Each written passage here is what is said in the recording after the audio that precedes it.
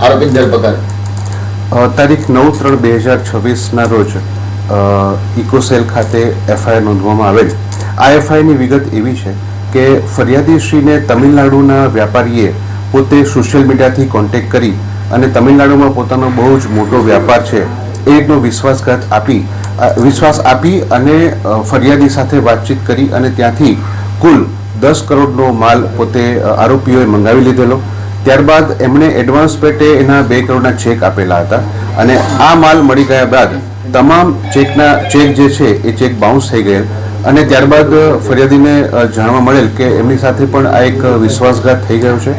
જે અનુસંધાને આપણે ફરિયાદીની ફરિયાદ લઈ અને તાત્કાલિક ટીમ તમિલનાડુ રાજ્યમાં રવાના કરી જે તે સમયે 3 આરોપીની ધરપકડ કરવામાં આવેલ હતી અને ત્યારબાદ આ જ ગુનામાં સંડોવાયેલા અન્ય આરોપી ગણેશન ઉર્ફે મુરલીની પણ ધરપકડ કરવામાં આવેલ છે.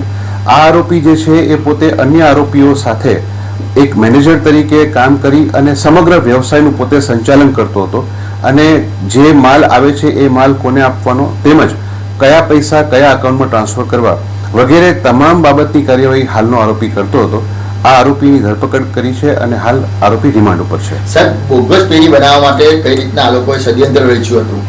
આ પેઢી બનાવવા માટે ગણેશ જે મુરલી જે છે એણે રમેશ સાંગાદેવન કરીને એની સાથે જે એક કામ કરતો હતો એ વ્યક્તિને ગણેશ મુરલીએ પોતાના વતનમાં લઈ જઈ ત્યાંનો એક ભાડા કરાર બનાવડાવ્યો. ભાડા કરારના આધારે એ રમેશના આધાર કાર્ડમાં પોતે નામમાં અને એડ્રેસમાં ફેરફાર કરાવી અને એ આધાર કાર્ડના આધારે નવો જીએસટી રજીસ્ટ્રેશન કરાવી અને પેઢી ઊભી કરેલી હતી. સાહેબ, આ એક જ ગુનો છે કે અગાઉ કોઈ ગુના હાલના જે આરોપી છે એ લોકોના વિરુદ્ધમાં તમિલનાડુમાં પણ એક ગુનો નોંધાયેલો છે.